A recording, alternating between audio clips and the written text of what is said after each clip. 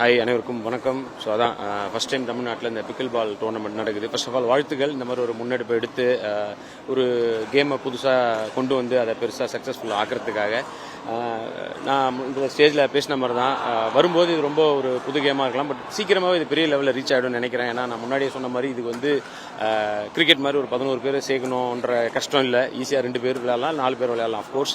And ஒரு சின்ன இடமே இதுக்கு போதுன்றது வந்து ஒரு இதுதான். தெரியாதவங்களுக்கு இந்த பிக்கிள் பால் பற்றி சொல்லணும்னா டேபிள் டென்னிஸே வந்து டேபிள் மேலேயே நின்று ஏறி ஆனால் எப்படி இருக்குன்றதோட இன்னொரு வருஷம் தான் இது. நானும் இப்போ விளையாடி பார்த்தேன், நல்லா இருக்கு.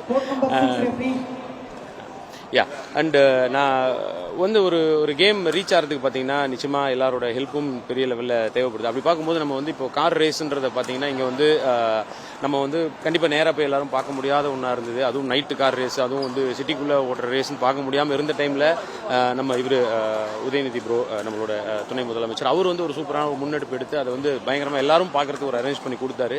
ஸோ இப்போ அதோட நிறைய பேருக்கு அது மேலே ஒரு ஆர்வம் வரும்.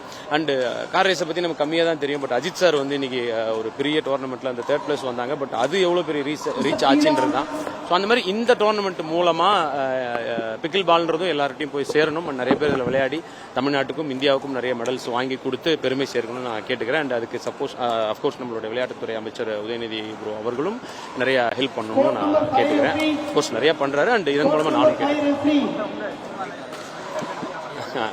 ஸோ அதான் இப்போ அடுத்தது வந்து பார்த்தீங்கன்னா காஞ்சூரிங் கண்ணப்பன் 2 அந்த வேலைகள் போயிட்டு இருக்கு. அண்ட் வேல்ஸ் ஐசரி சார் அவரோட கம்பெனியில் ஒரு படம் ஒன்று பண்ணுறோம். அதுவும் ரொம்ப நல்ல ஒரு இதாக வந்துட்டு இருக்கு. ஸோ இது 2 தான் ஒன்று ஸ்டார்ட் பண்ண போகிறோம். அதுதான் வாழ்த்துகள்.